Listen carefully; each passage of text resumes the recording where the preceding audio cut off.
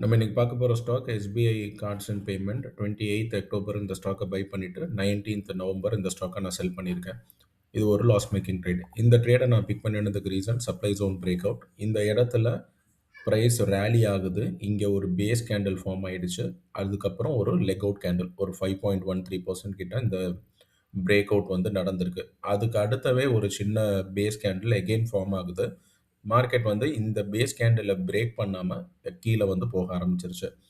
இங்க கீழ இந்த இடத்துல வந்ததுக்கப்புறம் இத அகைன் நான் டிமாண்ட் ஜோனுன்னு எடுத்துப்பேன். ஏன்னா இது ஒரு பேஸ் கேண்டில் ஃபார்ம் ஆயிருக்கு. இங்க ஒரு லெக் அவுட் ஃபார்ம் ஆனனால, இந்த இடத்துலேருந்து மார்க்கெட் மறுபடியும் மேல போக ஆரம்பிச்சிருச்சு. இது வந்து சப்ளை ஜோனுன்னு நான் சொல்லியிருக்கிறனால, இந்த இடத்துலேருந்து பிரைஸ் கீழ தான் விழணும். பட் கீழ விழாம இந்த ஜோனை பிரேக் பண்ணி மேலே போனனால இதை நான் சப்ளை ஜோன் பிரேக் அவுட்னு சொல்லுவேன்.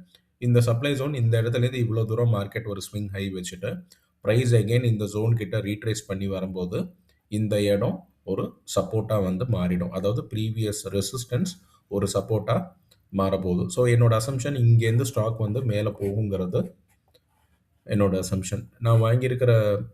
நான் போட்டிருக்கிற ஃபர்ஸ்ட் ஆரஞ்சு லைன் என்னோட பை டேட், நான் போட்டிருக்கிற லாஸ்ட் ஆரஞ்சு லைன் என்னோட செல் டேட். நான் கேண்டில்ஸை ரீப்ளே பண்ணுறேன். ஃபர்ஸ்ட் டே நான் ரீப்ளே பண்ணும்போது இந்த ஓப்பன் ப்ரைஸில் நம்ம வாங்கிடுவோம். அதுக்கு அடுத்த உண்டான டேஸை நான் கொஞ்சம் ஃபாஸ்ட்டாக வந்து ஃபார்வர்ட் பண்ணிடுறேன். எனக்கு இவ்வளோ நாள் ஆனதுக்கப்புறம் இந்த இடத்துக்கு நல்லா கீழே வந்துருச்சு. இவ்வளோ நாள் இதுக்குள்ளேயே தான் சுற்றுது. நம்ம நினச்ச மாதிரி இந்த இடத்துலேருந்து அது மேலே போகலை.